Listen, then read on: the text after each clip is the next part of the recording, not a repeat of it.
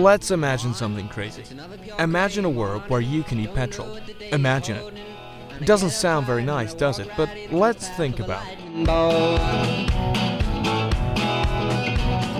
You've had chewing gum before, right? Well, did you know that 8% of chewing gum is made up of tar? Mac and cheese. You've all eaten that, right? Well, guess what? That contains dyes made from coal tar, which in large amounts can cause severe blindness and even death. In fact, it's not just a small minority of foods that contain harmful chemicals. Over 40% of produce sold in your average store contains harmful chemicals to the human body. So, if the human body is capable of digesting small amounts of these chemicals, why not petrol?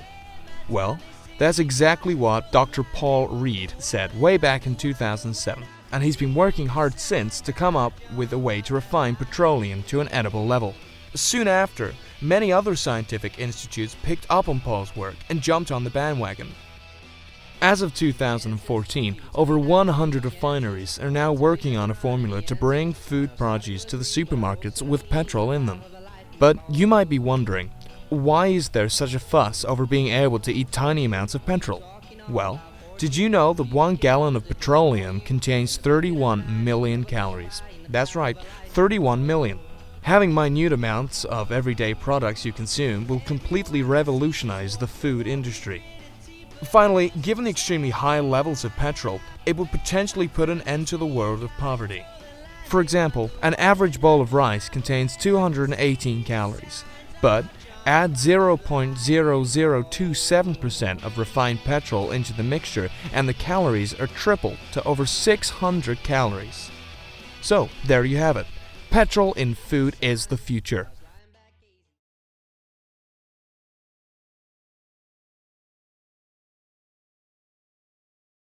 It's interesting. I didn't know anything about that before. It's not something you really think about, is it? It's quite crazy, actually. Like, never really thought of that myself. Well, I just watched. What did you just watch? What do you think about it? I could see it as like a, like I said, world poverty. I could see it going to, if it is approved, going to like countries like Africa, maybe war-torn countries where there's like no food. But no, right, so is it just the whole thing about if you eat this stuff, it has more calories in it, so it'll help starvation? The only issue I would say is that one of the big problems with hunger and stuff like that is the protein sources, and obviously petrol doesn't have protein. You know, this new idea could be beneficial to, say, like big like continents like Africa, Asia, but not necessarily like England or sort of smaller regions in Europe. Let's say Africa.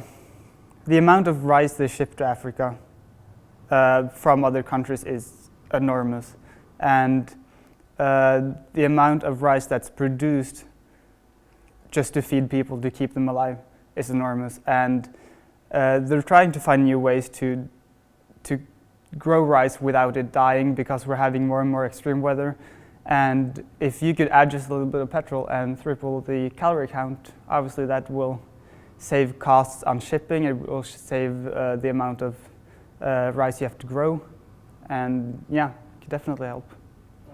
Oh yeah, definitely think about trying it. It's very interesting, but I think it's very ahead of its time, in a sense that, like, who would think about eating like or drinking petrol or petroleum? It's kind of crazy. Like, I don't know. It's just a bit mind blowing in a sense. Yeah.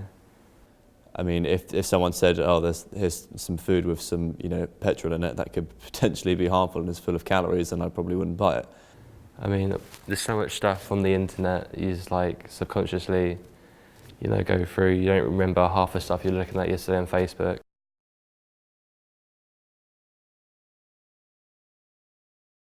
That's a lie. It's all a lie. It's a lie.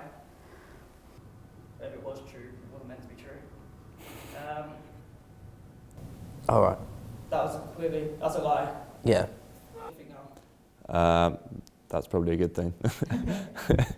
So I don't know.